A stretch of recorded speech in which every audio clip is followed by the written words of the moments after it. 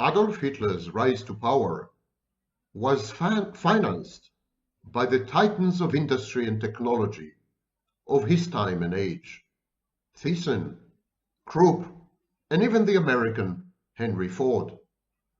Adolf Hitler was a prime mover of industry and technology. He was a first user. He leveraged technologies such as radio, such as the airplane, such as microphones, in order to captivate his audience and rise to power. This affinity with technology, this close collaboration and collusion with industry are very reminiscent of the relationship between people like Donald Trump and people like Elon Musk. And of course, this is happening all over the world, from Russia to Israel, and from Israel to the United Kingdom.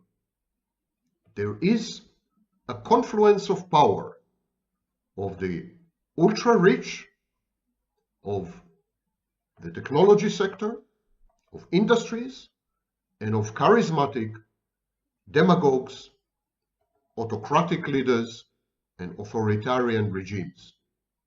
And this confluence challenges democracy all over the world. My money is on autocracy, because democracy, like many other ideologies, in my view, has failed. You're about to watch a talk I had yesterday with Ginger Coy. She runs an incisive and erudite Substack titled Concerning Narcissism. And concerning it indeed is.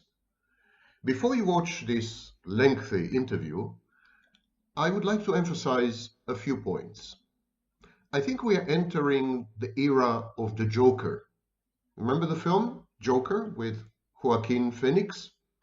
The inimitable, amazing, mind-bogglingly talented actor? The film Joker advocates anarchy, violence, and libertarianism taken to extreme in order to unshackle the long-suppressed and suffering individual from the oppression of social and cultural norms, mores, and institutions, and from the tyranny of ideologies. In short, the film Joker advocates what Emil Durkheim called in the 19th century anomie. So, societies without norms, societies without mores, without guidance, without scripts, without a consensus underlying the societal structures and institutions, what are these societies good for? In the interview, I made clear that the idea of society is very new, and that in the vast majority of the history of mankind as a species, there were no societies. And so we are going back to the future. Some jokers have sprung up all over the world. They are very reminiscent of the movie and the character in the movie. And they've attained political prominence lately. Like Hitler before them, these charismatic demagogues collude with industry and with technology, because industry and technology, by its very nature, resists regulations, and they are anti-government. And so these anarchic forces, these destabilizing, undermining forces, usually collaborate in order to bring on a new order characterized by self-dealing, corruption, cronyism, nepotism, income inequality on the one hand, and on the other hand, a kind of liberty, a kind of freedom that is much desired by individuals all over the world.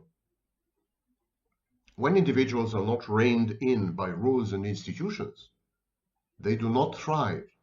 They become self-destructive and a menace to others.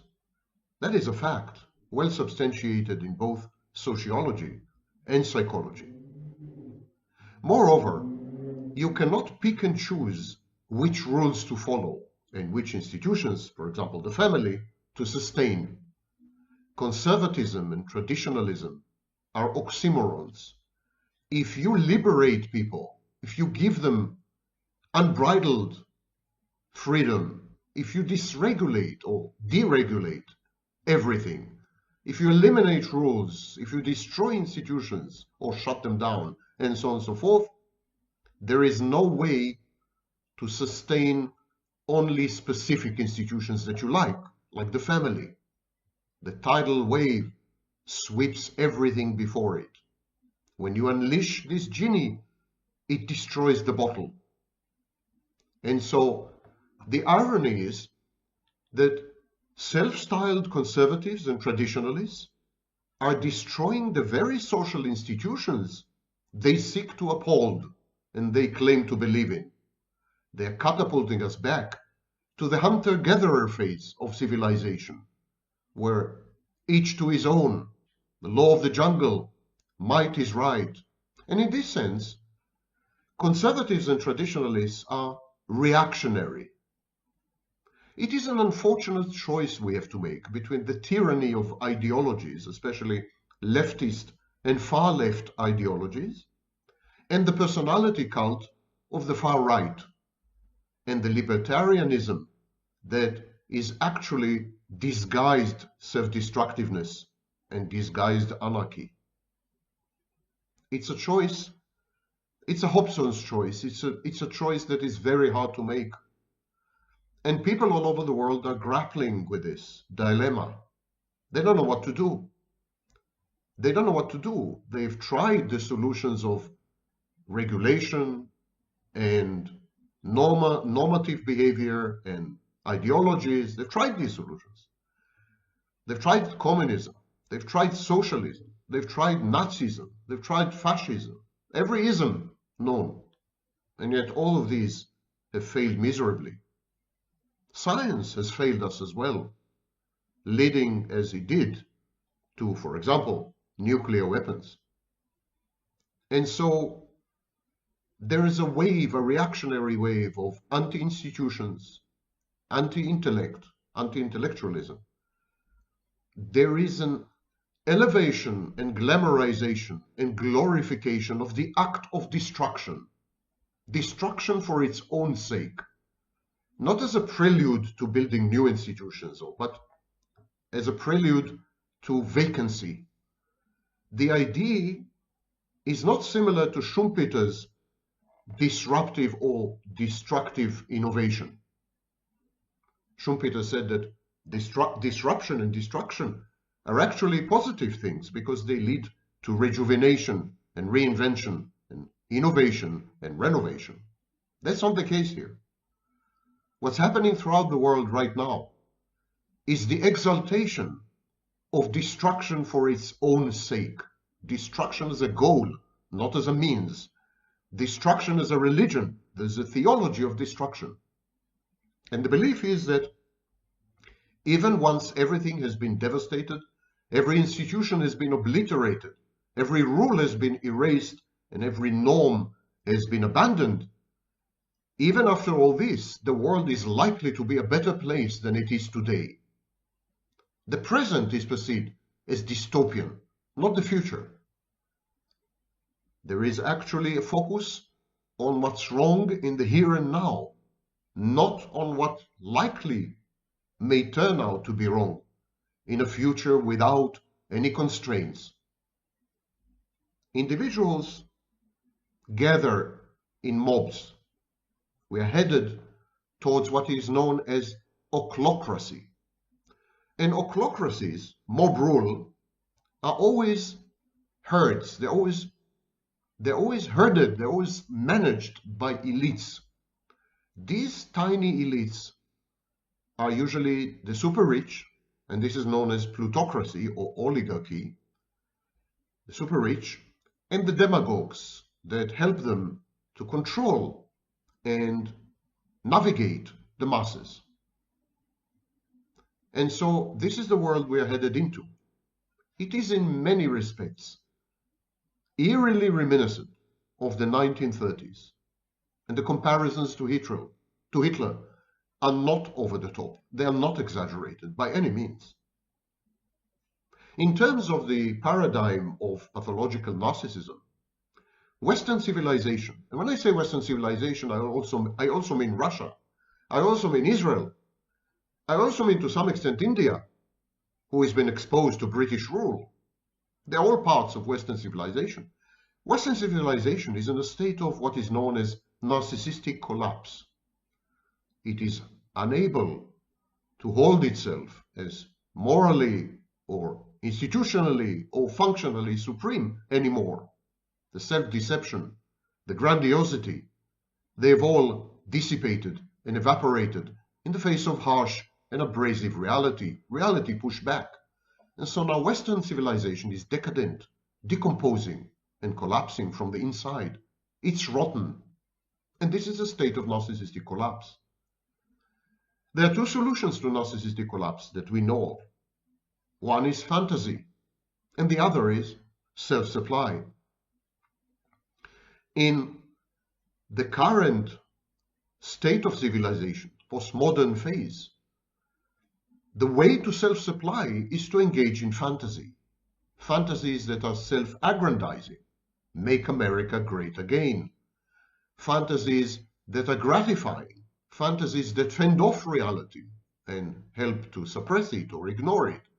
Fantasies that require no investment, emotional or otherwise. Fantasies that are based or founded on magical thinking. And these fantasies help Western civilization to self-supply. These fantasies are self-contained. And so within the fantasy, people feel good. People feel that they are riding or surfing the right wave to the future. People feel that they are somehow chosen or superior. These fantasies have sprouted all over the Western world. The United States, with its Donald Trump and Elon Musk, the two jokers, the two clowns in the circus that civilization has become, the United States is no exception at all. There's no exceptionalism here, ironically. There's no manifest destiny. The United States is just a part of a global wave of anti-incumbency and anti-intellectualism and anti-realism. The belief that it's better to dream than to cope with reality. It's better to fantasize than to work hard. It's better to pretend and fake than to be authentic and real. It's better to reside in the future than somehow manage the present. And it's better to have complete freedom to do as you wish and to be who you please, rather than succumb somehow to rules, regulations, norms, laws, and institutions. It is a tidal wave of destructiveness, and it has some characteristics that have never happened before in history. Because make no mistake, this reactionary wave is not the first in history. I mentioned in the interview at least another one, the Counter-Reformation in Europe. But this particular reactionary wave has highly specific features that have never occurred before in human history. Suffice to mention the collapse of gender roles as one example, but there are other features that are unique to the 21st century. We are therefore in uncharted waters. We have no experience to learn from, no lessons to derive, no guidance, no precedent. And so we are meandering in these new dystopian alien territories, trying to generate maps and create a modicum of orientation, and failing miserably. As for the rest of it, listen to the interview with Ginger Coy.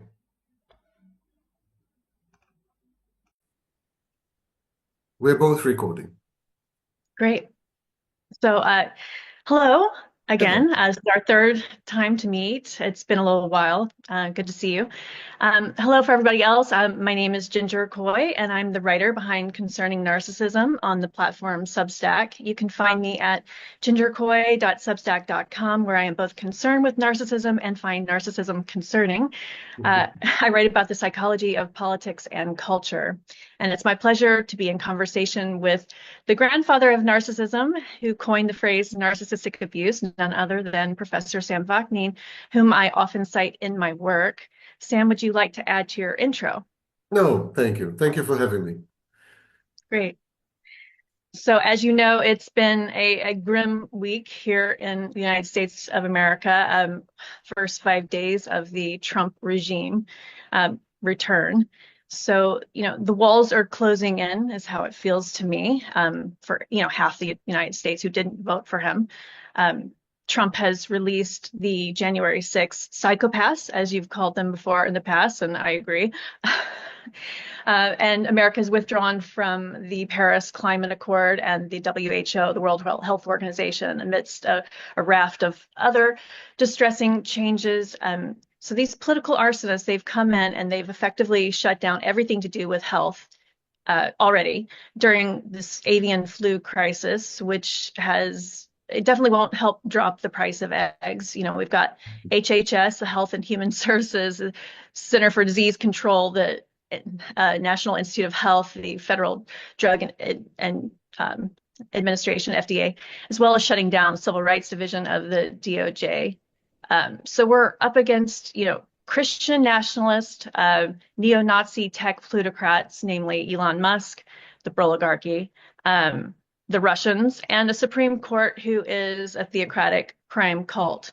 And you've said that the United States is in a collapsed narcissistic state, resorting to fantasy and self-supply. Can you expand on this? Yeah, first of all, let's set the record straight. Donald Trump did not win half the votes. He won considerably fewer than half the votes. However, owing to the antiquated and frankly anti-democratic system in the United States, electoral system, electoral college, and so on and so forth, he succeeded to become president. So Donald Trump is a minority president, and it is the nature and character of this minority that should be of concern and interest to political analysts and others. However, what's happening in the United States is not exceptional. It's part of a much bigger wave, global wave, which comprises a few strands: anti-incumbency, anti-intellectualism, hatred of authority, contumaciousness, psychopathic defiance, narcissistic navel-gazing and entitlement, the resulting xenophobia, anti-immigration and anti-Semitism, and so on and so forth. I always say that anti-Semitism has been the first anti-immigration movement in the world's history, because the Jews were the first immigrants. They were expelled from Palestine. They became immigrants, in effect, refugees. So we are faced with a tumultuous landscape, not only in the United States, and actually there's absolutely nothing exceptional in what's happening in the United States. You can find facsimiles of Donald Trump in Argentina, in Turkey, in Israel, in Russia, in Serbia, it's all over the place. So what is it that we're facing with? Now, one possibility is, of course, to leverage frameworks and theories from political science, or from sociology, or even from anthropology, trying to make sense of what's happening. But I'm here to afford another point of view, or at least to introduce another discipline into the fray, and that is the discipline of psychology. First thing I think to note is that this is not a culture war. Everything that's happening has happened before, and has happened before multiple times, and therefore is part of the canonical Western civilization. Adolf Hitler is as much a part of Western civilization as is Jesus Christ. So Donald Trump is as much a part of Western civilization and American history as, for example, Barack Obama, or I would say even that Barack Obama is an outlier in this sense. So there's nothing new happening here. There's nothing new.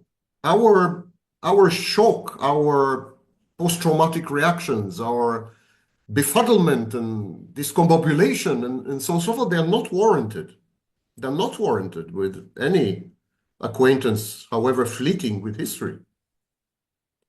So what do we have here in psychological terms? We have a clash between the principle, what Freud used to call the principle of reality, or the reality principle, and the pleasure principle. The pleasure principle is reified or embodied in fantasies. So we have a clash between reality and fantasy. Some people reject reality and opt for fantasy, and some people consider fantasy a very dangerous detour which may lead to extinction. And so they cling to reality. And there's a clash between these two camps. Donald Trump, of course, let alone Elon Musk, represent fantasy gone awry, berserk, gone berserk, rampant. They are the reification of fantasy. Whereas others are, adhere to reality. So this is point number one. It's not a culture war. It's within the same culture. And this conflict between reality camp and fantasy camp is a great organizing principle when we look at history. It also makes sense of history. It's a hermeneutic principle. So this is point number one that I wish to make. The second point I wish to make is that if we apply the paradigm of narcissism or pathological narcissism to what's happening right now, we stand to gain a lot of clarity and to acquire the ability to predict events. In other words, if we apply this paradigm, we'll be able to predict what's going to happen. So I'm here to do that if it agrees with you. I'm here to apply the paradigm of narcissism. So, and I'll do it initially in a kind of a brief nutshell version, a headline version, and then if you wish, we can go deeper. In narcissism, in the study of pathological narcissism, we know that there is a state of mind and a state of being known as collapsed narcissism. It's when the narcissist is unable to harvest or to garner or to elicit reactions from the environment, input, feedback, which would somehow support his or her fantasy. So narcissists are fantasy creatures. They are 100% fantasy. Narcissists abhor reality. They reject reality. They repress it and deny it and reframe it and lie about it. And narcissism and reality, that's anathema. They don't go well together. So narcissists choose fantasy. But the fantasy has to be sustained in the face of harsh, intrusive reality. Reality pushes back. Reality always pushes back. There's a lot of information to process, a lot of stimuli, so the narcissist is constantly busy fending off reality with the aid or with the help of collaborators known as sources of narcissistic supply. These people inform the narcissist that his fantasy is not a fantasy, that it's real, and that his self-concept or self-image is not fantastic or inflated or delirious or delusional, but actually very true, is factual, not counterfactual. When this effort to sustain the fantasy fails for a variety of reasons, the narcissist finds himself in a state of collapse. Now, when the narcissist collapses, he has basically two families of strategies to cope with the collapse, to try to reverse the collapse, and to try to regain the favor of sources of narcissistic supply so as to reconstitute the fantasy. So the first family of strategies is known as self-supply, and the second family of strategies is essentially fantasy writ large. So I'll start with the second family. The second family of strategies has to do with delusions. The narcissist becomes delusional, and in extreme cases, psychotic. So he severs all relationship with reality, all interactions. He completely withdraws. He becomes clinically what we call schizoid, avoidant. He withdraws. He constricts his life, and so on and so forth. So avoidance strategy. The second family of strategies is known as self-supply. Self-supply simply means I'm so superior to other people. I'm so vastly better that I don't need them actually. I am my best audience. I call this process self-audiencing. I'm my best fan. I'm my greatest fan. I'm my best audience. And I'm the most qualified person in the entire universe to decide whether I'm a genius or not, for example. Why is that? Because everyone else is inferior to me and I hold them in contempt. Who are they to tell me if I'm a genius or not? I am the only one qualified to judge because I am a genius. So it's a tautology. It's very circular. I'm the only one person qualified to judge if I'm superior because I'm superior. And it's a tautology. And in this sense, it's also a form of avoidance because it's like a tail eating its snake eating its tail. So it's also a form of, it's a circle. It isolates the narcissist from reality. And then the narcissist reconstructs the fantasy or comes up with a new fantasy, recruits sources of narcissistic supply, people who would fawn, who would adulate, who would admire the narcissist, who would tell the narcissist that his perception of reality is absolutely correct. In other words, the narcissist is looking for people who would gaslight him, in effect. And then the fantasy rolls on. So if we look at Donald Trump, for example, he went through a collapse in 2020. And then what he did, he self-supplied. He said, I'm the greatest and I know the election has been stolen. I don't need anyone to tell me that. I know that. I'm the authority and I'm the sole authority. So he self-supplied and then he reconstructed the fantasy, a new fantasy, or the same fantasy actually. So this is in a nutshell. That's in a nutshell.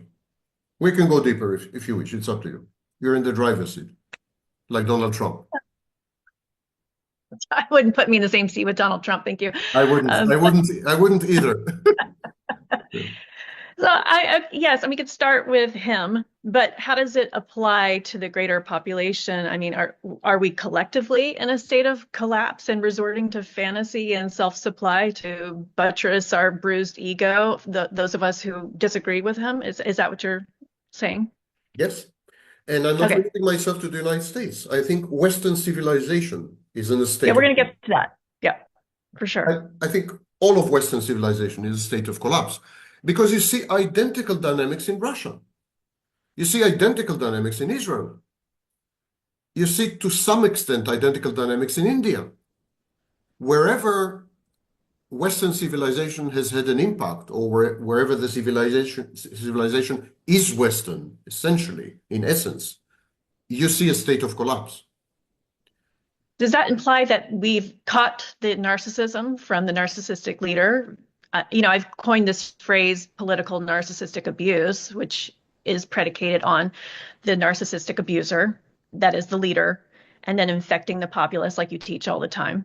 So is this a reflection of this state collectively? No, not in my view. No, I think the collapse has preceded the emergence of such leaders. So I think Western civilization has faced a series of challenges and has failed to cope with these challenges. So we're talking about the 2 world wars. We're talking about global pandemics, some of which have decimated well over 100 million people. We are talking about the disintegration of institutions, political institutions, social institutions, the family, and so on and so forth, gender roles. Everything fell apart, basically. Everything fell apart, and there has been convulsive, desperate attempts to cope with this disintegration, and they all failed. We have had fascism, we have had Nazism, we have had communism, we have had liberalism, we have had capitalism. Nothing is working. Nothing is working. And this constant failure has led to an increase in the intensity of the collapse, of the sense of collapse. And so Western civilization has been in a state of abject defeat and failure, at least since the death of Queen Victoria, I would say. And so we're talking about 100 plus years, 120 years at least. And it's not an accident. It's not by accident. It's not a coincidence that Sigmund Freud emerged on the cusp of this collapse. Because Sigmund Freud is the greatest chronicler of the collapse. He anticipated the collapse, he described it, he captured it in a literary manner. He was not a great scientist, and he was one hell of a plagiarist. But he had his hand, he felt the pulse of the times, the zeitgeist, and he realized that things are going to fall apart. And then Hitler came, and things fell apart, visibly, but things were falling apart long before Hitler. So everything fell apart. And then this led to the emergence of leaders who were essentially psychopathic and narcissistic, leaders who claimed not that they know the way forward, but they claimed that they know the way backward. Yes, to imperialism. Make America great again. Yes, this whole expansionist thing that's going on. One example, but not only family values, expansionism, transgender, anti-transgender policies, etc. So these leaders are not future-oriented. They are past-oriented. They're not even traditionalists or conservatives. I wouldn't call them that.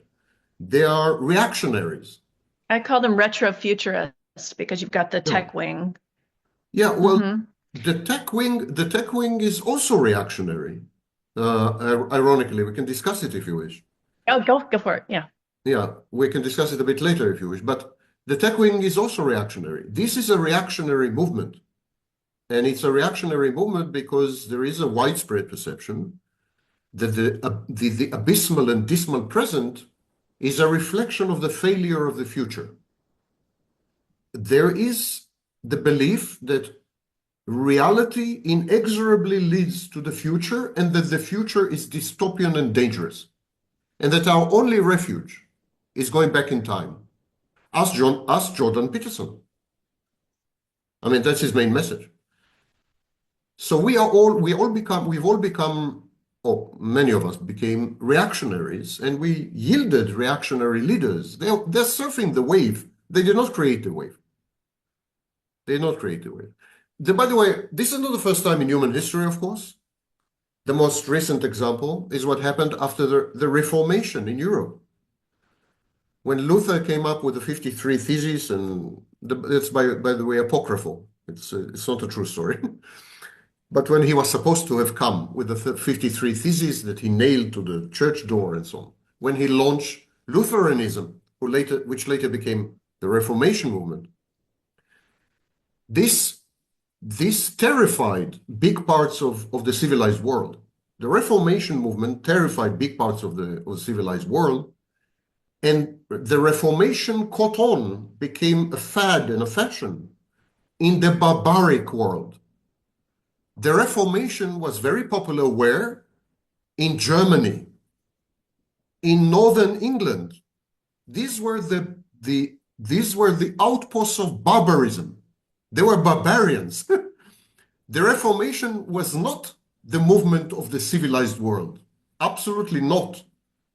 It was the movement of the barbarians at the gate. And so there was enormous trauma and shock in the civilized world. And so this yielded the Counter-Reformation, which has lasted for about 200 years and is extremely reminiscent of today. The Counter-Reformation basically said, we need to go back big time. We need to go back like a few hundred years. Otherwise, we're doomed. And so we need to dispense, we need to get rid of everything that we have accumulated since the Renaissance and before, like everything we have accumulated since the 12th century. We need to get rid of all this baggage. And we need to be pure again, like in the 11th century. So we've had this, and I can name a few other situations in human history where we've had this.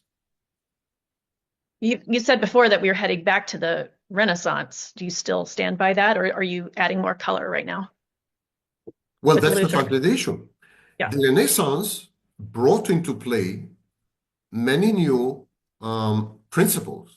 For example, the cult of personality, the primacy of the individual as an organizing principle, the supremacy of money, capitalism, proto-capitalism. So it was a Renaissance that has shaped the modern world as we know it today. And then there was Reformation, which is a direct, it has a direct lineage to the Renaissance, you know. And then there was Counter-Reformation. Counter-Reformation was basically a kind of Orthodox or Asian thing, Byzantine thing, more than European. And today what's happening, I think, is we're having exactly the same clash. The Western civilization has chosen the Renaissance, and has taken it, reductio ad absurdum, has taken it to its reductive, absurd limits. With Nazism, in my view. Nazism was a direct descendant of the Renaissance. And then there was a backlash, there was a counter-reformation. And we're in the throes of counter-reformation, ironically led by Protestants this time, because they have become the establishment. So, yes, I think we live in a Renaissance world, and I think many elements, many principles integrated into Western civilization in the Renaissance are irreversible. For example, personality cult, or the role of the individual. But I think much more importantly, there's a backlash that is extremely reminiscent of the Counter-Reformation, which is anti-science, anti-intellect, anti-deviance, anti-difference, against the othering. There's an othering process, alterity, and so on. So we have this backlash. And it's a replay. It's a replay of the 16th and 17th century in Europe. Only taking place, all over the world this time, because there's second wave of globalization. So picking up on your thread a moment ago, do you want to speak now to how you think even the tech aspect is reactionary? Technology is often misidentified with science. It's not science, and it has surprisingly little to do with science. Science is a value system. And in this sense, it's a religion. Whereas technology is empirical, pragmatic, and is not driven by values. It's not axiological. There's no overriding value system that somehow limits technology. We see it today with artificial intelligence, yes? Where it's unbridled. Technology is unbridled. And in this sense, it's the exact opposite of science. Science is a methodology which is strict and driven by values. For example, the belief that finding the truth is very important, or the pursuit of the truth is very important. So that's a value, of course. Or the belief that basically you could falsify things. If you study things in depth, you could falsify them, which is essentially a tenet of faith. So can't be proven in any way. So it's very religious-like. Technology is unbridled. Now, this is the first mistake. And the second mistake, because we see science as progressive. There is this illusion that science always is a form of inexorable, sempiternal progress. Cannot be stopped. And when we identify technology with it, when we say technology is an offshoot of science, or even a part of science, or even technology is the supreme form of science, the purest science, we then impute to technology the idea of progress. But it's wrong. Technology is anti-science, and therefore it's anti-progress. That's point number one. Point number two, technology, of course, is a tool, instrument, an amalgam of tools and instruments, at the service of an agenda. There's always an agenda, always.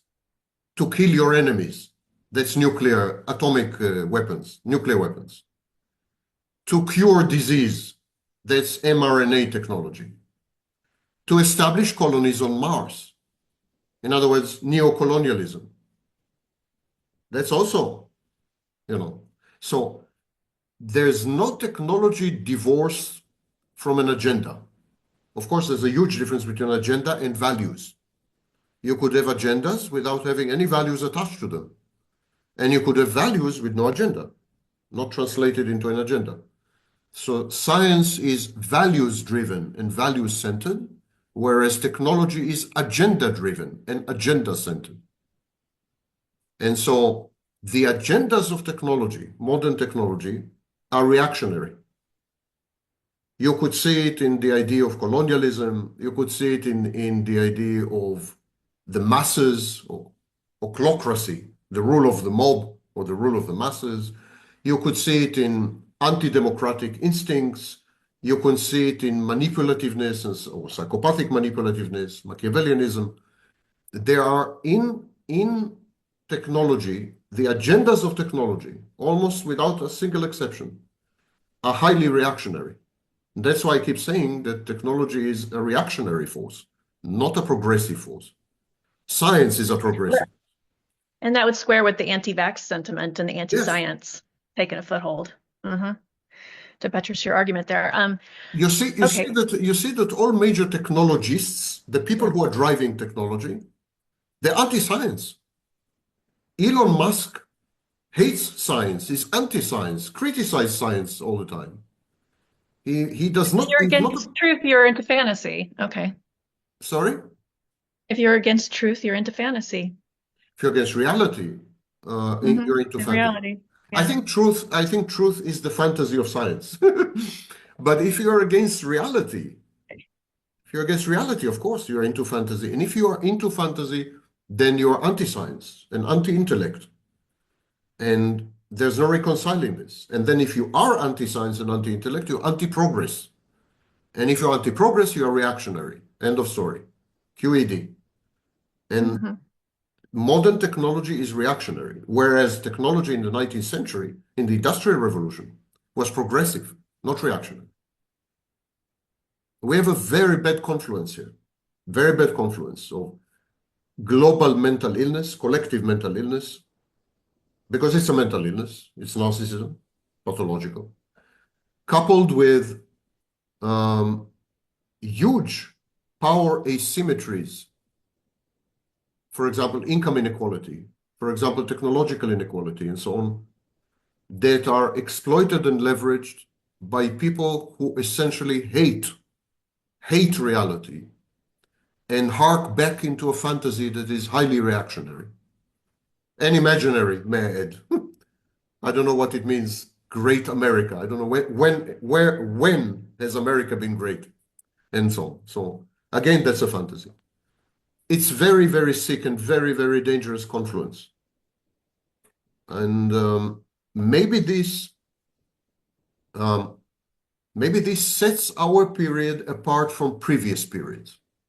Because in the 16th and 17th century, you had the reactionary leaders, you had the mass psychosis, you had narcissism and entitlement, because Protestants, for example, said that if you are rich, it means you're chosen by God, and so on. So you had all these elements, but you did not have the super powerful reactionary technology, and you did not have the level of income inequality that we have today. So there are added features today that render this period unique in human history, like never before.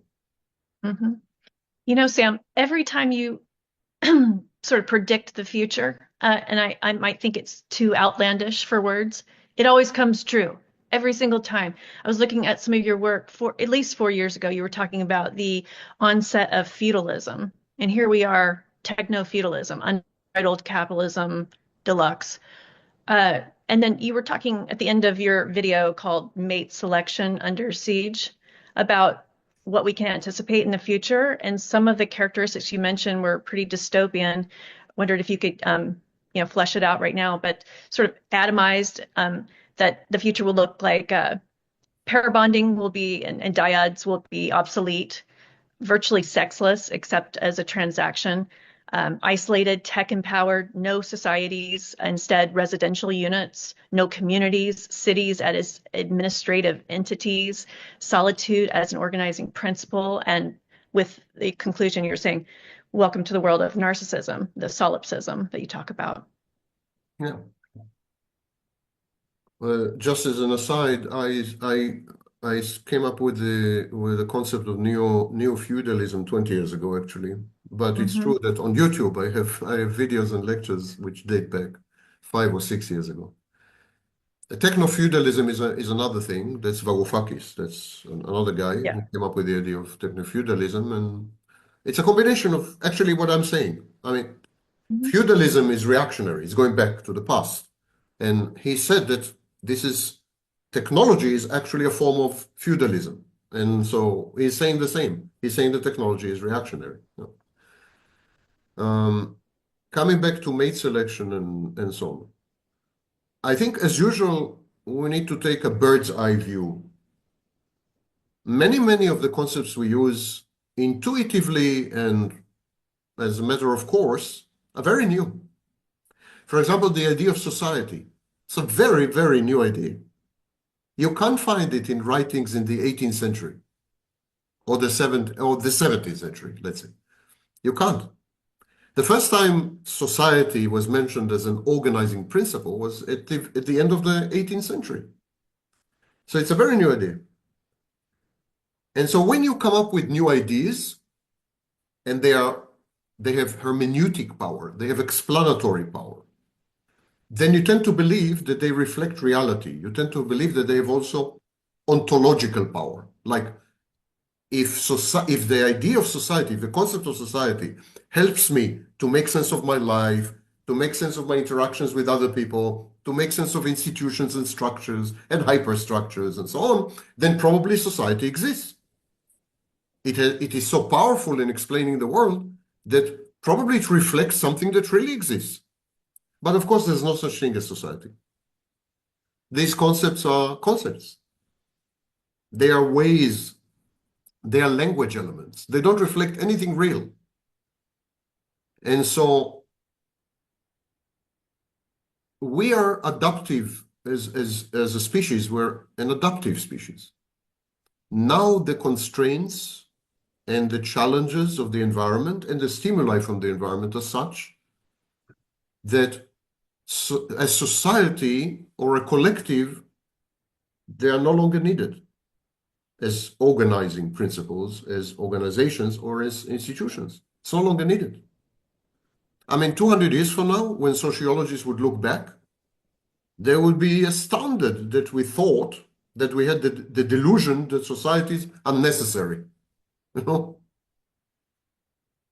The normal state of humanity is isolation. We have never had big units. In the inception of humanity, when humanity began, we had tiny units, small units, 5, 6, 7 people roaming the earth, gathering roots and hunting small animals. And that has been the case up until 10,000 years ago. The last 10,000 years are an aberration. They are not the norm. We are not zoon politikon. We are not social animals. Absolutely not. It's complete nonsense. We are solitary. We are loners. We collaborate, but so do, other species. We collaborate, we're goal-oriented, it's all true and so on, but we are solitary animals. And what is even more important, as distinct from all other species, we prefer to live in symbolic spaces. We have a preference for symbolic spaces. So we would die for a flag, or we would die for an ID, like a nation state, which is just an ID. When we are faced with a choice, you could live in reality or you could live in a fantasy, which is essentially a symbolic space. Where would you choose? The overwhelming vast majority of us would choose the fantasy, because we are creatures made of dreams. We're made of dreams. We are symbolic creatures. We always start with reality, and then we devolve or evolve into fantasy. And I'll give you an example. Money. Initially, money was a physical thing. You had shells and you had coins and you had notes and you had. So we started with reality. We started with tangibles. But then hurriedly, we invented the banking system and fiat currency and reserve fractions and so on. And now almost 99% of our money, it's just symbols in computers. It's digits in computers. It doesn't exist physically. And we have come up with a meta language of money that's cryptocurrencies, crypto assets. We're withdrawing, so we're becoming more and more abstract, more and more symbolic. So we are a species that likes to live atomized, isolated. We're loners by nature. And we are loners by nature because when you're forced to be with other people, you're forced to confront reality. Other people are the messengers of reality. So you can't live with another person. You can't have a relationship of any kind whatsoever with another human being and not be forced into reality. And we don't want that. We're symbolic creatures. So when we're alone, we can live in fantasy. We can process symbols. We can thrive in the abstract landscapes internally and externally. And so what's happening now, we are reverting to a more natural state. We have had 10,000 unusual, crazy years that do not represent the nature of humanity. And that's why this 10,000-year-long experiment has failed. This experiment has failed. The experiment with civilization, with cities, the urban experiment, with society, with family, this experiment has failed because it ran contra to human nature. That is not human nature. Family is not human nature. Having children is not human nature. Living in cities is absolutely not human nature. Being forced to interact with other people, even minimally, is not human nature. That's why after COVID, no one wanted to go back to the office, to a physical office. That's not human nature. And so we tried for 10,000 years to coerce, to shoehorn human nature, to mold it somehow, because we were arrogant. There was this intellectual arrogance that we can somehow modify human nature, control it, reinvent it, or we can't. Ultimately, we're animals. And so we're just going back to how we should always have been. Atomized, all by ourselves, living in a fantasy, immersed in symbols, engaging with reality only when absolutely necessary. That's who we truly are. What does that look like? A rural environment where we could be apart from one another? It doesn't have to be rural, because you could have a city with 200 million people and be out completely alone. Mm-hmm. The spatial division is not very important because that's a figment of reality. And reality is not relevant and not important. So today you're in your apartment, and your apartment could be tiny, but you're self-sufficient basically. All your entertainment needs, food is delivered, laundry, there's a laundry shaft or whatever. You're self-sufficient. And what modern technology is doing, that's why I call it reactionary. Because modern technology is pushing us back to a pre-societal stage. The irony is that the most asocial thing ever is social media. These technologies are pushing us to the state of being that preceded the formation of societies and cities and so on. Families. That's why the family is falling apart, dying. Now you Well, could this say, regressive quality, it's scary. It feels like we're sliding back in time. And I wouldn't use words like, although I have used mea culpa, but I don't think back and forward and so on, these are value-laden words. I think we are aligning more with our nature. And that could be very scary. I'm not saying, for people like me and you, I mean, I'm twice your age, but still, for people like us, we have grown within societies. We are used to these organizing principles, and when they're gone or when they evaporate and dissipate, we feel, disoriented and we feel dystopian and we feel. But children born now or in the next 100 years, they would be shocked to learn that people have had physical sex. They would be totally disgusted by the idea that you had to work in an office where you had to share toilets.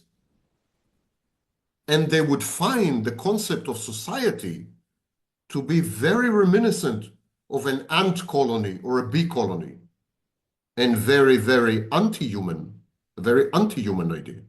And indeed, there's a great argument to be made that our mental illnesses, our dysfunctions, and so on were brought on by these unnatural organizing principles. The city, for example. I think the city is a breeding ground for mental illness, crime, and so on and so forth. And I'm not the first to say this, of course. But I think on a larger scale, the fact that we were coerced and pushed to live with each other, to work with each other, to have sex with each other, to create families with each other, and so on and so forth. We're expected to do that. We were penalized when we refused to do that. We were coerced to conform. I think this was an anti-human experiment. Absolutely anti-human.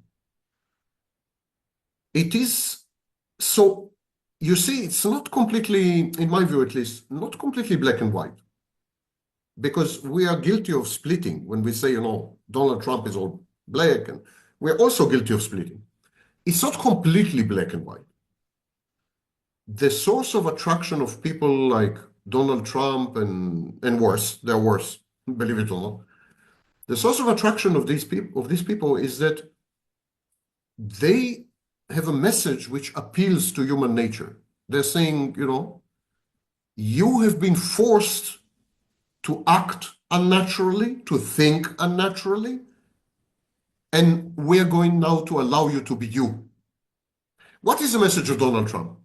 He says, the big betrayal, He says, all this bullshit with woke and transgender and so on and so forth, bullshit is his word, not mine, with woke and transgender and so on and so forth, this is artificial, this is fake, they were brainwashing you. They were, and now I'm liberating you. It's a message of liberation. It's a kind of liberation theology, It's a message of liberation. I'm freeing you. I'm freeing you from these ideologies. And I'm freeing you not only from the ideology of transgender or woke, but I'm freeing you from the need to conform. It's a rebellion of essence. So it's like giving license to people to dispense with institutions, with societies, with families, with ultimately people like Donald Trump and others. And this is only beginning, mind you. It's not going to end. This is the next 200, 300 years. This is a mega trend. It's a huge historical trend. At the end of this trend, ironically, we're going to live we're going to have a situation where there will be no families anymore. So the irony is that these people claim to be pro-family and family values and this and that, but their libertarianism, their anarchy, their anarchic principles, their liberation theology lead to the point where people will say, well, if I'm free to choose, if everything is relative, then I choose to not have a family. So they're agents of progressivism. They just don't realize. Oh, they're espousing eugenics too. What is this going to look like? Brave New World, where you have just incubators, no one has sex and connects in that fashion any longer. So, yeah. It's part of the ethos of infinite growth. Allow me to elaborate a bit. There is this assumption that we need to grow all the time. Economically, definitely. There's the ethos or myth of growth in economics. An economy, a national economy, has to grow all the time. So every year we measure. Did GDP grow? Did industrial production grow? We constantly measure. That's not capitalism, of course. Capitalism was corrupted by the growth ideology or by the growth tenet. So, but this idea that we should grow all the time has infiltrated everything. It even infiltrated the question of population policies and so on. So you're asking, will we have incubators? How about a world where there are no children anymore whatsoever at all? Not Because incubated. everyone will live forever. They're about long-termism as They will well. not live forever. There will be amortization. The population will dwindle from 20 billion when this will start to, let's say, 1 billion. Who said we have to be 8 billion people or 80 or where's the magic number? Why do we have to multiply and grow all the time? Why not dwindle and even maybe fade away gently into the night? Yeah, by shuttering these health agencies, it does seem like eugenics, like it's going to be Darwinian who survives all of this. Yeah. Yep, that's one way of accomplishing this. But another way of accomplishing this is getting rid of institutions such as the family and motherhood. Motherhood is a new invention, of course, totally new. Childhood is a new invention. I think I told you in one of our previous talks, I gave you the example of Louisa May Alcott. She wrote a book, and the book is called Little Women, not little girls or little children, because there was no concept of child. The concept of child is about 150 years old. It's new. So, maybe for some industrial purposes, military purposes, and so on, there will be factories that will produce children. We will be producing children the way we produce smartphones, on demand. But we will not be producing them gratuitously or unnecessarily, or because children are a burden. Children are a burden, and they're not a pleasant experience. Studies have demonstrated conclusively in the past 60 years that childless people are dramatically happier than parents. Yeah, me included. So I'm on purpose being a bit provocative because I want us to challenge all these hidden assumptions and concepts that appear to be eternal, but they're 200 years old. Well, that's why I enjoy speaking with you and learning from you, Sam, because you always seem to invert the status quo thinking and give us a lot to think about. And it's not just provocative for the sake of being provocative either. I think Earlier, what you say usually comes true, no matter how outlandish it seems. Well, because I retrodict, I don't predict, I retrodict, I look at history. I think these people are arrogant. People like Elon Musk and Donald Trump, I don't think, I know, they're arrogant. They're arrogant and they say, we control the flow of history. We make history. But no one makes history. I think the only two people in history who made history were Jesus Christ and Adolf Hitler.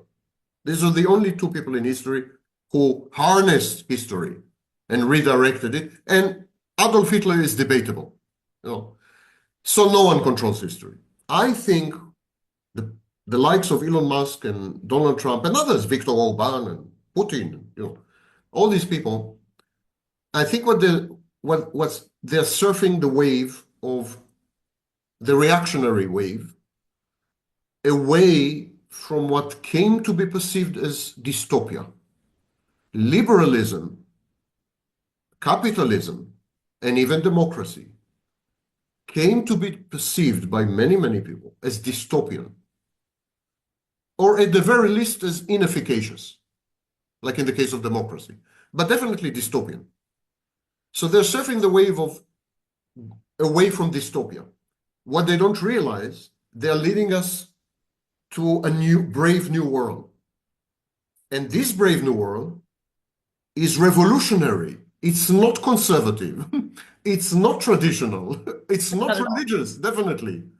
It's super revolutionary. They're agents of progressivism like never before. They just don't realize it. They Donald call it Trump, accelerationism. yes, Donald Trump and Elon Musk are going to destroy the family once and for all.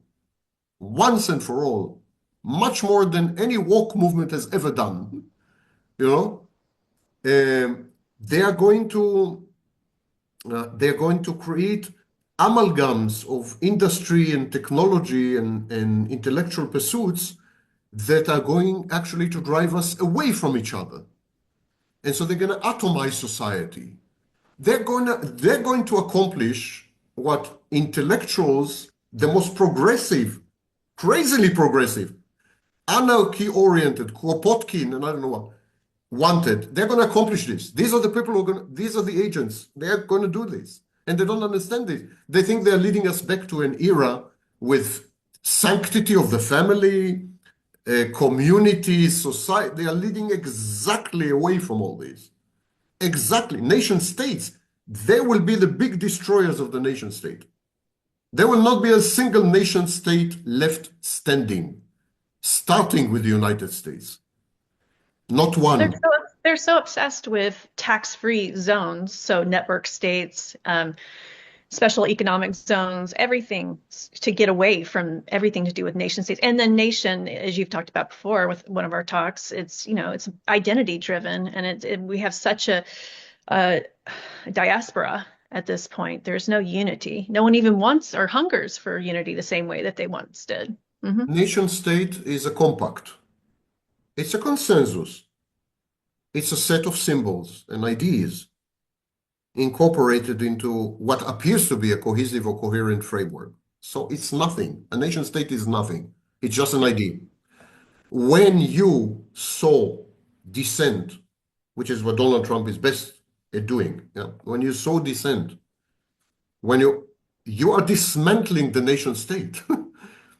There is no non-consensual nation state. He drives wedges everywhere. You're right. They're dismantling the nation state. Marjorie Taylor Greene. Taylor Greene, yeah. Yeah, the greatest intellectual in the modern conservative movement. She said, we need to divorce. Yes. Half of this country and another half, and we need to divorce. She intuitively, because she's a primitive moron, she intuitively grasped the crux of what's happening, the gist of what's happening. Yes, exactly. There's a divorce happening. All and secessionist movements in California and Texas want to succeed. It's not only divorce in this limited sense, divorce, like a slow motion civil war. It's a divorce, it's a divorce in values, divorce in lifestyles, divorce in what's permissible and what's not, divorce in political institutions, divorce in individual institutions. Everything is falling apart. She understood that, but she didn't go one step further, owing to intellectual limitations, I assume. She didn't go one step further. Who has wrought this divorce? Who has made it possible? Who has made it even discussable? Her own movement. Of course, that the left has pushed people to behave in ways which were unnatural, I fully agree. And I'm a great critic of the woke movements and victimhood movements. And great. Me too. So the left has also pushed people to this divorce. So both left and right, but the right is also responsible. That's what she doesn't grasp. It is the right in charge now, and the right is pushing for the demise of the nation state and the death of the family and the destruction of society, which were values espoused by the most liberal and progressive thinkers in the 1930s and 40s and 50s. That's an amazing joke. Donald Trump is a natural extension of Bertrand Russell, although you probably never heard of him. Not to mention Huxley. So they just don't understand that because they're illiterate. Yeah, most of them are illiterate. Exactly. He traffics in pseudo realities. I mean, this is postmodernism, this is wokeism, this is moral relativism, and they don't even understand these are the waters in which they move. So, I want to ask you about another video that you put out. You said that we shouldn't put certain classes of narcissists like Donald Trump, like Elon Musk, on a pedestal.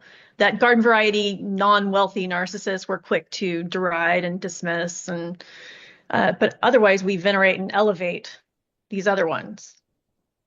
Can you I speak think more to we, that? I think we feel unsafe. We feel unsafe. There are too many changes happening simultaneously, and there's no guide. You know, throughout human history, there's always been a guide. Like you had the Bible. The Bible was a guide. You know, or later in the 19th and 20th century or 18th century, there was the Enlightenment. So you had the big minds that were guiding you. You know, we don't have a guide nowadays. We don't have guides, or at least not guides that are universally accepted. So we're adrift and we're terrified, in a state of uncertainty, indeterminacy, and so on. We dysregulate ourselves, our fear and so on dysregulate us. We're self-dysregulating rather than self-regulating. And so the natural inclination is to regress. When you're in such a state, you regress. You become an infant. You become a baby. Helpless, terrified, lost, you know. And then, of course, you're looking for a parental figure, a strong man or a strong woman. Margaret Thatcher was a strong woman, let it be clear, you know. A strong man or a strong woman who would absolve you, who would absolve you and keep you safe. Absolve you of your mistakes, wrong decisions, bad choices. They absolve you because they take over the executive functions. They render you helpless, but a benevolent kind of helplessness. Now you don't have to make decisions. You don't have to make choices. We're going to make them for you. So you're not responsible. You will not be held accountable. There will be no consequences. So that's, you know, one thing. And the second thing is you're safe. You're safe because we know what we're doing. I mean, look at me. I'm a billionaire several times over. I have a huge experience in business all over the world. I meet leaders. So the message is I'm vastly superior to you.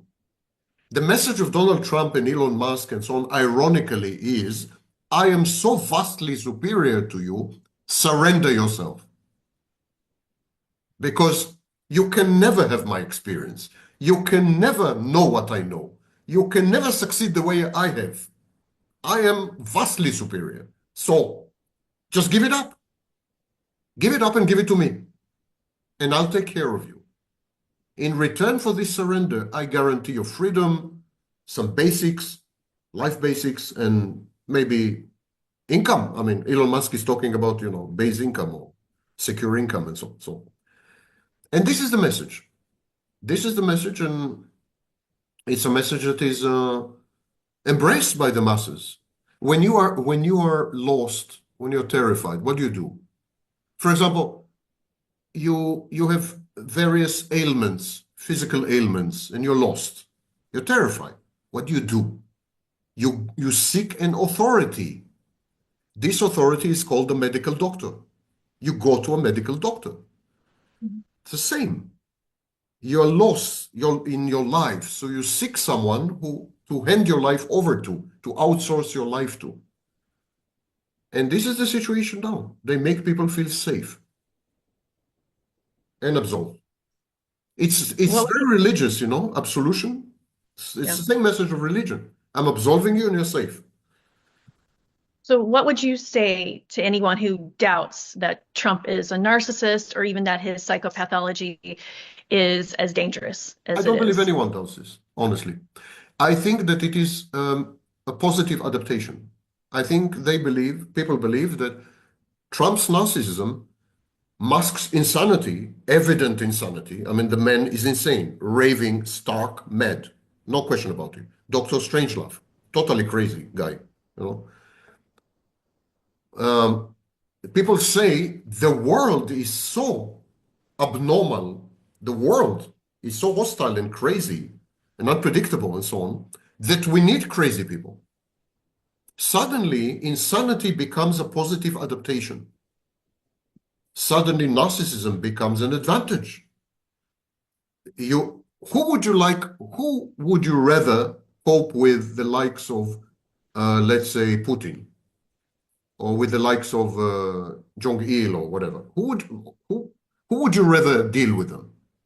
A normal, healthy, stable person, or a nutcase like Donald Trump, who is unpredictable, dangerous, terrifies his own adversaries, and so on? You feel much more safe with a Donald Trump. So it's not something to do with Donald Trump or Elon Musk or others like them. It's a belief about the world. It's a Weltanschauung. It's a view of the world. Today, people believe that the world is crazy, and the only way to cope is by anointing and appointing crazy people as your representatives and emissaries. They will protect you because they're equally crazy. It's like, imagine that you're in a school and you're constantly being bullied. So you would team up with another bully.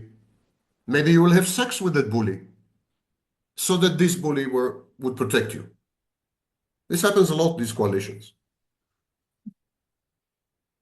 Yeah, I've gotten some pushback recently that maybe narcissism isn't that which fells us or fells society so much as greed. Greed is one facet. It's a behavioral facet, but narcissism is vastly. Narcissism includes thousands of elements like greed. So it has a much stronger explanatory power, organizing power. It's much more, helps us to understand the world much more than greed alone. You know? Because, for example, because you could say selfishness, right? I mean, it's just components. I think they all fit underneath the umbrella, the canopy yeah, I of mean, narcissism. if you say Just greed fine. is the problem, Yeah. I would, if you say greed is the problem, I'll counter and I would say no, envy is the problem. You know? Yes. And there's no end to this because everyone will come up with their own. But when you say narcissism, you have captured all of them. You have captured envy and greed and selfishness and callousness and disempathy. So narcissism is an umbrella term for all these antisocial, dysfunctional behaviors and traits. And so we'd rather use narcissism than specify, make specific lists of. So I want to get into psychological defense mechanisms in terms of psychological warfare. Things like Robert J. Lifton's, thought reform or psyops or stochastic terrorism.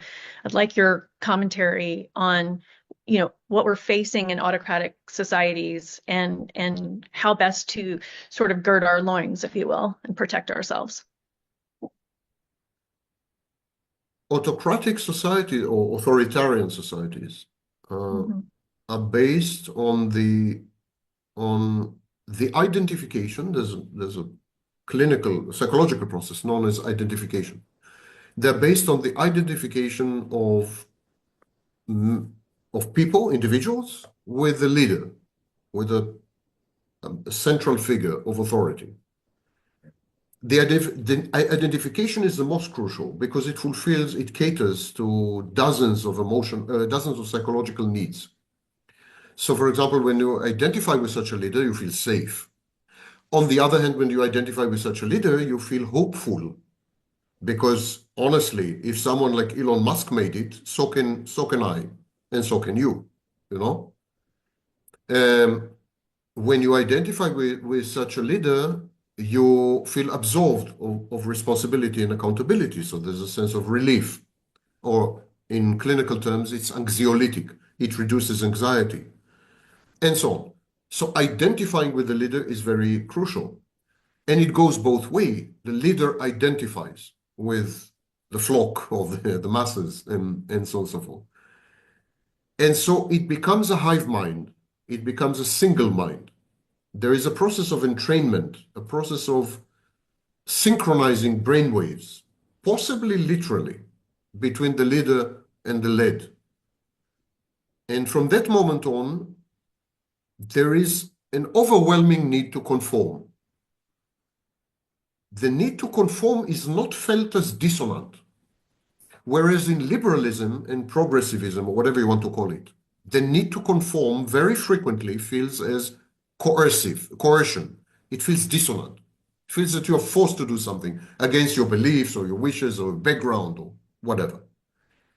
That's not the case with authoritarianism, where the need to conform feels good, egosyntonic.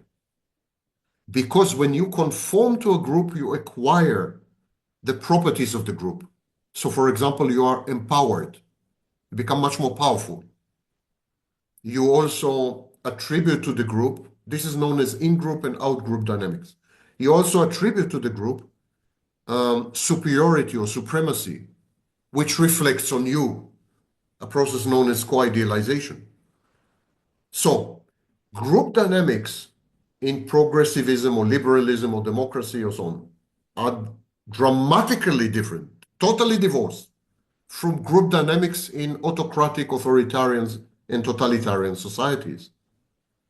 In liberalism, democracy, and so on and so forth, group dynamics are essentially exclusionary, ironically. They exclude the individual in many ways. The individual feels that it has to go through a process. It has to evolve somehow. There is implied criticism of the individual.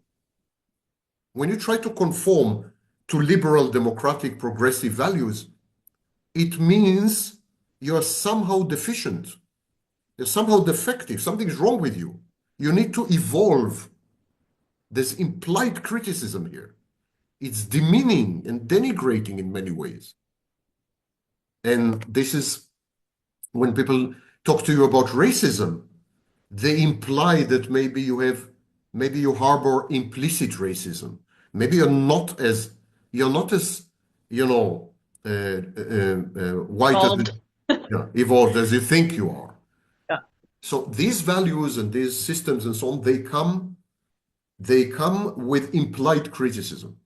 Whereas the authoritarian, autocratic, totalitarian group dynamics, they imply that you're chosen, that you're unique, that you are a participant in the making of history, that you are powerful. And that's why you have today this, awaken the giant within and all this, because authoritarian group dynamics involves magical thinking. You suddenly have the power of a magician or a wizard. Your mere presence and participation contributes to the power of the group, the supremacy of the group, and determines the direction of the group somehow. So you feel that you are, while in progressivism and liberalism, it's a confrontational, adversarial system. It's like you're learning about racism to discover that you have been a hidden racist or latent racist all your life, and maybe even homophobic to boot. So you need to forcibly, consciously change yourself. Why do you need to change yourself? Because as you are, you're inadequate. Something's wrong with you. And this is the great irony. People like Donald Trump and Elon Musk and so on, they talk about libertarianism, the value of the individual.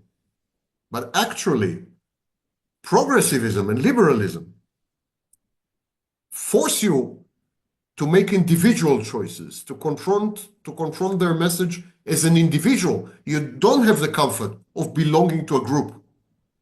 You don't. The woke movements and the victimhood movements are fascistic movements. They're not liberal movements. They're not progressivist movements. They're fascistic movements in every sense of the word. So they're authoritarian, they're totalitarian movements. And so the same with people like Donald Trump and Elon Musk and the conservative movement and so on. They are victimhood movements to start with, and they don't allow you to be an individual. They take away your individuality. They subsume you. They assimilate you within the group. Now, why would you do that? Because it feels really good. They are feel-good movements.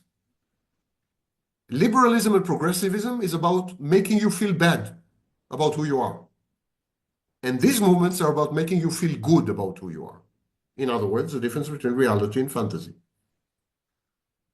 So I don't think, I think people like you and I are wasting our time completely. That's why I stopped writing. Because we are faced with dynamics which include narcissism, grandiosity, and so on and so forth, that cannot be stopped. There's no way to stop them. They're, again, inexorable. Yeah? They cannot be stopped. They cannot be altered because they are, in a way, predestined. They're built into, they're structural, they're hardwired and baked into what it is to be human, the essence of humanity, the quiddity of being human. I think in certain periods in history, you just need to stand back. All the voices that rallied against Adolf Hitler between, let's say, 1923 and 1933, when he became Chancellor, all these voices, and there were many voices, intellectuals and so on. What good did they do? Nothing. It was a waste of time, complete waste of time. I think this is not defeatism. It's simply knowing when to conserve your power and what works and what doesn't work. Right now, Sam, I've definitely been inspired by you to be that much more fatalistic, that what will be, will be. On the other hand, we're talking about an epidemic, pandemic of narcissism, and where you draw the line is when they hurt you. So, yeah, and in terms of writing, it's, am I an activist journalist over here or simply illuminating what's happening? So, and walking a line at times.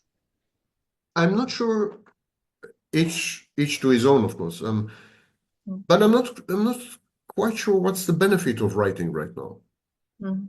Even self-benefit, like, what am I doing? Am I documenting my thoughts? That's pretty grandiose, What would I be doing if I were to write yet another article against Elon Musk and Donald Trump, or make another video against them, or even throwing light on, or alerting people? Or what would I be doing? I would be fighting against the current. The current of history cannot be reversed. Not by Donald Trump, not by Elon Musk, definitely not by me, not by you. This is stronger than any single one of us, any single individual, never mind how many hundreds of billions of dollars and how many tens of millions of followers they have. They're deluding themselves into thinking that they're exempt from the laws of history. History takes its course. We can definitely discern patterns in history that are repeating themselves, and they reflect, of course, the fact that all human beings share the same nature. This nature is decipherable. That's what we have psychology for, and therefore allows us to predict and so on. But for example, that we will never go back, or that we will not go back in the foreseeable future to a societal principle of organization, I'm quite convinced. In other words, that societies are dead and families are dead, I'm absolutely convinced. We will never go back to that. We will never have societies anymore, families. I think the next stage is the nation states. I think they will disintegrate. But you've talked about, his name is Emil Durkheim or something, anomic states. So, and how it can lead to suicidality. So this transition is not going to be for the faint of heart. And what you just said in terms of the fatalism of history is inexorably going to unfold the way it's going to unfold. My next question was, what can we do to push back against plutocracy? Instruments such as defanging dark money or antitrust crackdowns or targeting lobbyists or boycotting. But, maybe this just ends up being a revolution at some point, literally, or some sort of revolt, a war against the powers that be. Yeah. History is spastic. It works through spasms. So at some point, this whole thing will become untenable. People will rebel, and envy will play a big role, and so on and so forth. Yeah, and there will be a revolution.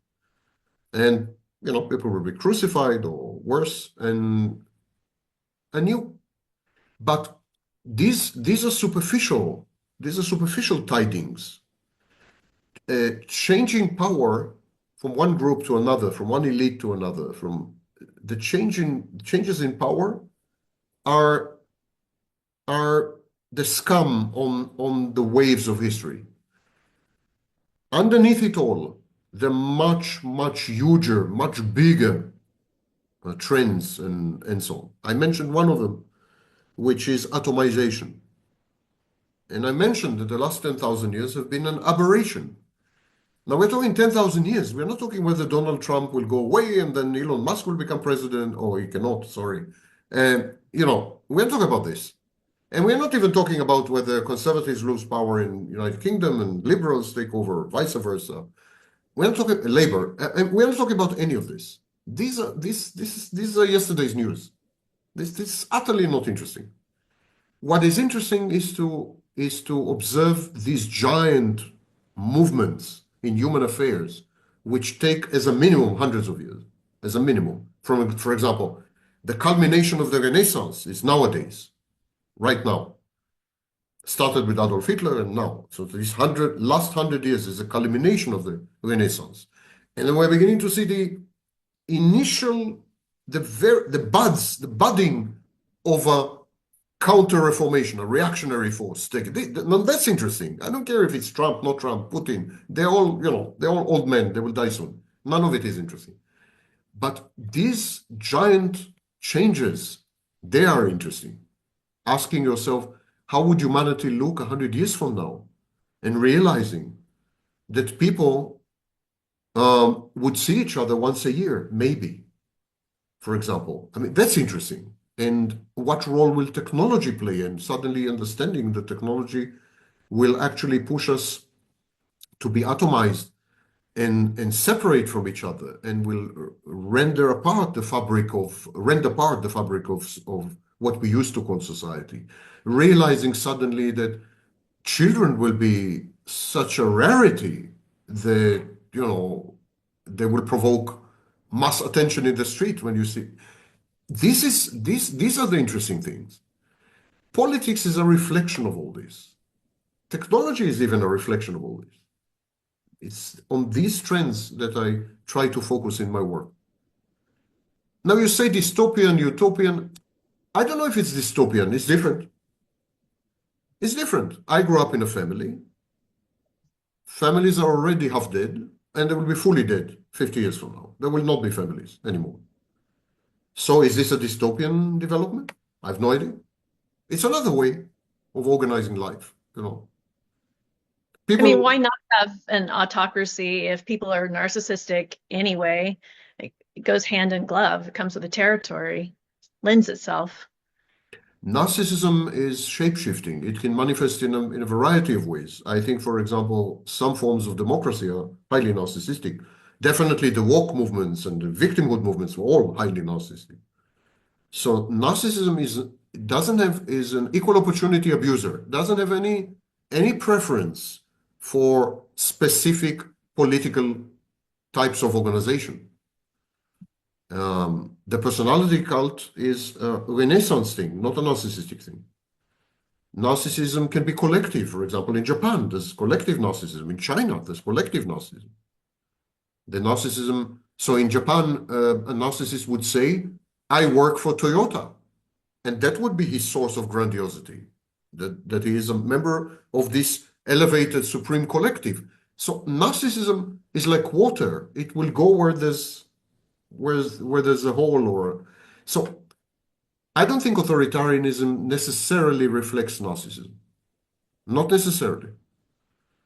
And I don't think democracy necessarily reflects proper values or good values or the good life, as Aristotle called it. I don't think so.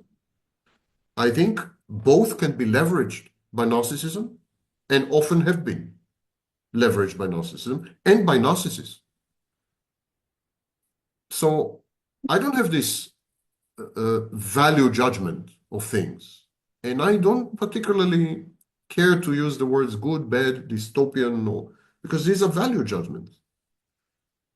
I see where things are going. I try to see where things are going, and I describe how the world is going to look, in my view at least.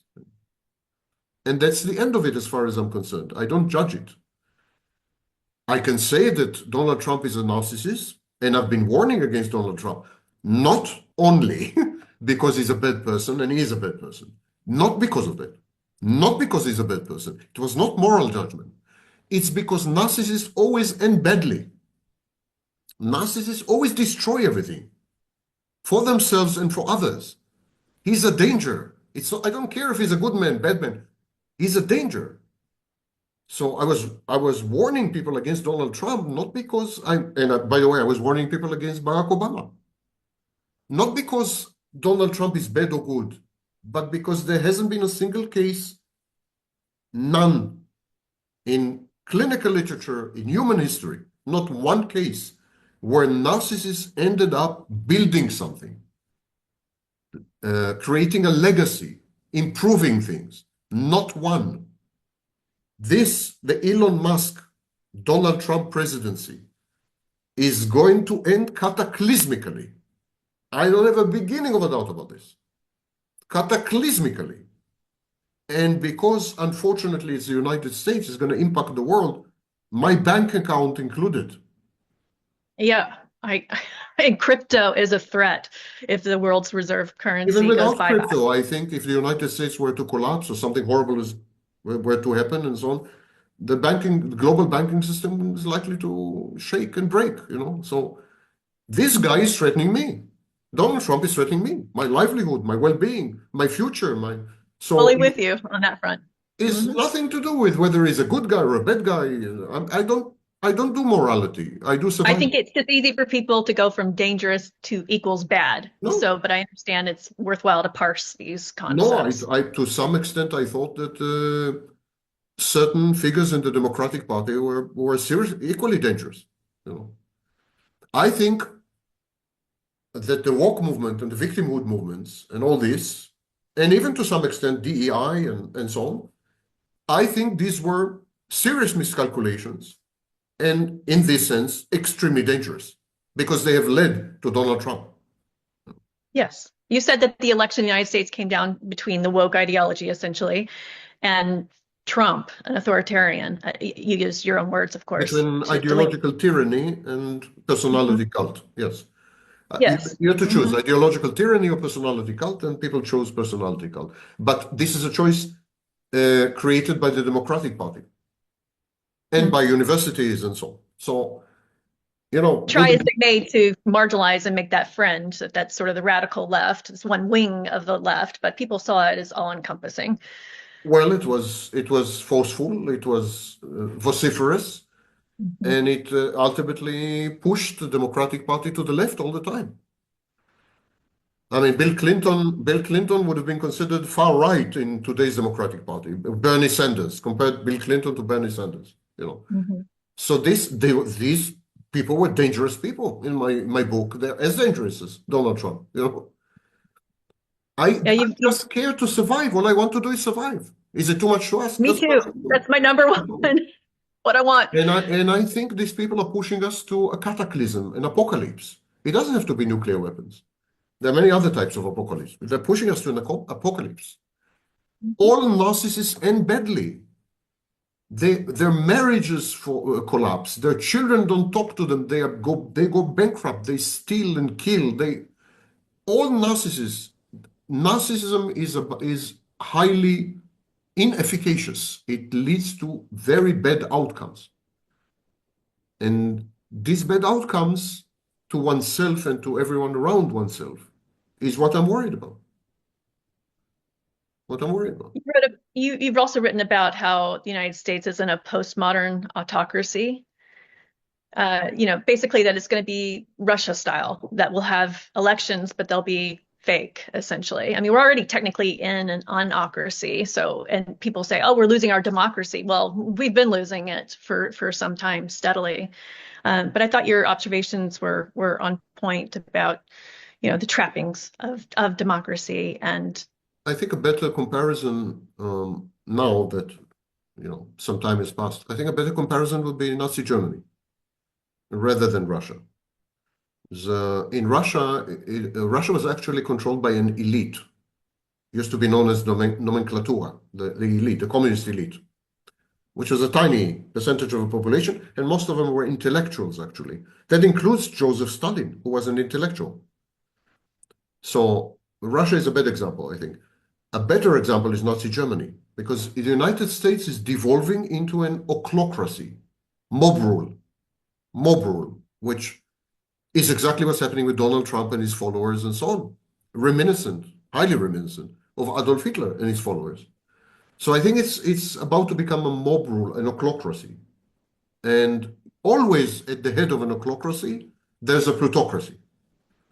Adolf Hitler, his closest associates, I'm not talking about, his subordinates, but his supporters were industrialists, rich industrialists. He always appeared in public with Krupp and Thyssen, which were the Elon Musk of their time. So it's very reminiscent of Nazi Germany. I'm not going to say, I'm not saying it's going to end the same. There will be an apocalypse. I just am not sure of the nature of it. I don't think it's going to be a second Holocaust or something. History never repeats itself, but it's going to end as badly as it did with Adolf Hitler.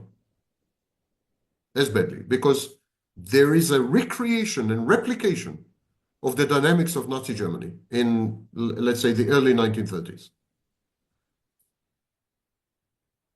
That's how I see it. Mm-hmm. Well, think, go ahead. no, I said I think we should give our viewers a rest. Yeah, I think so too. So I was going to wrap, but thank you for this thought-provoking discussion on all things geopolitics and how it interfaces with psychology and what we can glean from psychology to inform our worldview. And I feel comforted, strangely from this conversation. I don't know if that was your intention or not, but thank you for your time. And for those of you who want to subscribe, follow me on Substack. Again, it's gingercoy.substack.com, or you can look under my publication name concerning narcissism. I'm an ardent reader and follower. Yeah, great stuff. Your writing is amazing. You should publish a book. Thank you, Sam. Appreciate all your support and encouragement. I really do. It means a lot. Take care. All right, take care. Thank you. Bye.